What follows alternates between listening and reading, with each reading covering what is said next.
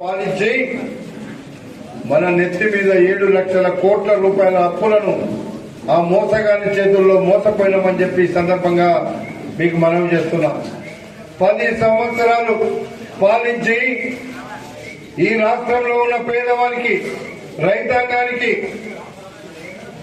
మోసం చేసి గ్రామాల్లో అధ్వాన్నంగా ఉండేటువంటి పేదవాళ్లను అన్యాయం చేసి ఏ ఒక్క పని చేయకుండానే 7 లక్షల కోట్ల రూపాయల అప్పులు చేసినటువంటి మోసగానికి 10 సంవత్సరాల్లో ఈ ప్రాంత ప్రజలు, ఈ రాష్ట్ర ప్రజలు బుద్ధి చెప్పారు.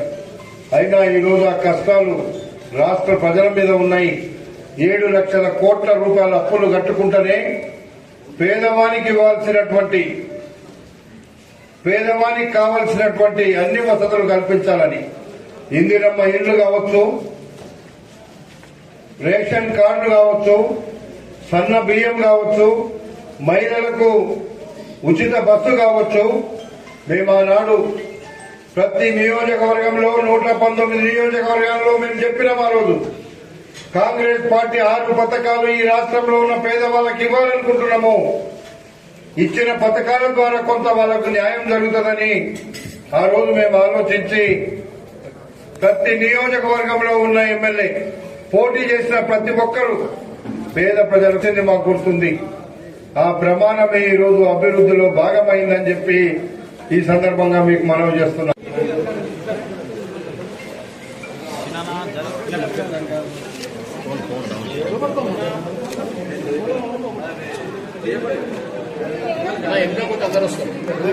వాళ్ళ దగ్గర నువ్వు పోయినావు.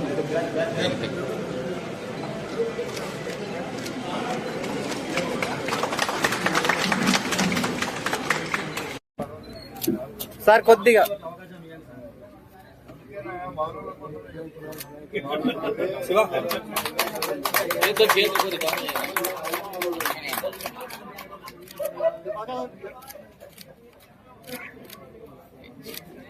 ఓకే.